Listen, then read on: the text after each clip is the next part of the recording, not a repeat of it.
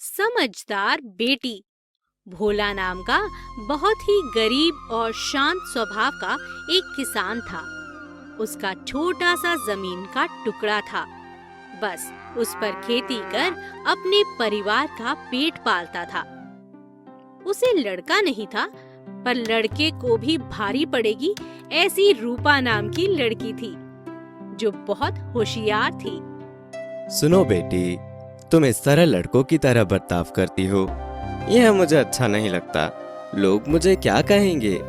बापू, मैं आपके लिए आपकी लड़की हूँ, पर समाने के लिए तो एक लड़का ही हूँ। लोग क्या कहेंगे मुझे परवाह नहीं, पर एक दिन आपको भी मेरे ऊपर लड़की होने का गर्व होगा, देख लेना। तुमने भला आज तक किसी की बात मानी है? बहुत शैतान हो। एक दिन भोला साहूकार के पास आता है। राम राम मालिक, मेरे पिताजी ने आपके पास जमीन का एक टुकड़ा गिरवी रखा था। उसकी किश्तें चुकाते चुकाते मेरी तो कमर ही टूट गई। यह आखिरी किश्त लेकर आया हूँ जमीन का टुकड़ा छुड़ाने। भोला, पागल हो गए हो क्या? कुछ नहीं मिलेगा, जाओ यहाँ से। भोला साहूकार के बर्ताव को शुरू से जानता था। वह वहाँ से चला आया। क्या हुआ? क्या कहा मालिक ने? क्या हमारी जमीन हमें मिलेगी? क्या हमारे अच्छे दिन आएंगे? नहीं रमा, हर बार की तरह साहूकार ने अगली बार की किश्त आखिरी है ऐसा कहकर घर से निकाल दिया। हे भगवान, आपके स्वभाव का क्या करूं? आखिरी किस्त कहते कहते साहूकार लूटते ही जा रहा है। काश हमारा कोई लड़का होता तो आपके अकेले के ऊपर यह बोझ न होता। आगे चलकर रूपा की शादी भी तो करनी है। अब हम क्या करें? दरवाजे के पीछे से रूपा माँ और बापू की सारी बातें सुनती है। हे भगवान, यह क्या? मुझे अपने माँ और बापू को इस दुख से बाहर निकालना ही होगा। मुझे कुछ करना होगा। रूपा अपनी सहेलियों के साथ मिलकर एक योजना बनाती है। रूपा को साहूकार की बेटी मदद भी करती है। एक सहेली को साहूकार के घर में एक खोली में बांध कर आती है।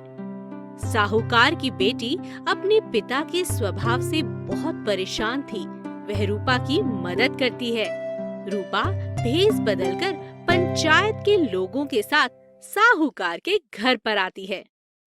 सारी पंचायत को लेकर आया हूँ साहूकार जी, आपकी करतूत बताने। पर तुम हो कौन? और पंचायत माए बाप, आप यहाँ किस लिए पधारे हो? ये भोला का बेटा रामा है। इसका कहना है कि इसकी बहन रूपा अपने पिता भोला के जमीन के कागजात लेने आई थी, तो तुमने उसे कमरे में बंद कर रखा है। ये क्या बकवास है? मैं ऐसा क्यों करूँगा भला? आप चाहे तो तलाशी ले लीजिए, ऐसा कुछ नहीं सरपंच जी। मेरे पिताजी ने सारी किश्तें चुकाई हैं और यह साहूकार जमीन नहीं दे रहा, ऊपर से मेरी बहन को भी छुपा कर रखा है। ये झूठ है। मैं ना इसे जानता हूँ और ना इसके बहन को। तभी अंदर से आवाज आती है, बचाओ बचाओ।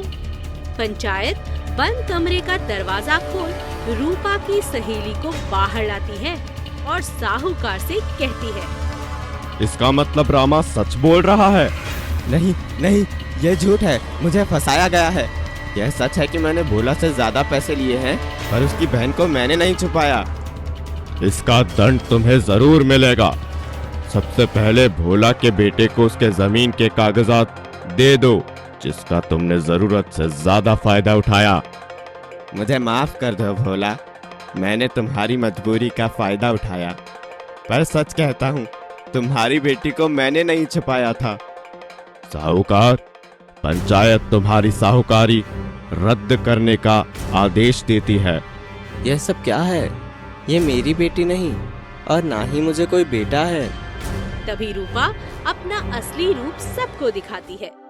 मुझे माफ कर दीजिए बापू, पर साहूकार के चंगुल से आपको छुड़ाने के लिए मैंने और मेरी सहेलियों ने यह योजना बनाई थी। इसमें खुद साहूकार की बेटी ने हमारी मदद की है। सचमुच तुम सब लड़कियां लड़कों से बिल्कुल कम नहीं। रूपा, मुझे तुम पर गर्व है। अब मुझे कभी बेटे की कमी महसूस नहीं होगी। पंचायत और मौजूद लोग सभी रूपा की प्रशंसा करते हैं। रूपा, तुमने और मेरी बेटी ने मेरे आंखों का लालच का पर्दा हटा दिया। मुझे माफ कर दो बेटा। भोला, अब खुशी खुशी अपने जमीन पर खेती करो। आज तुम्हारी बेटी ने बेटा बनकर तुम्हारा हक वापस दिया है।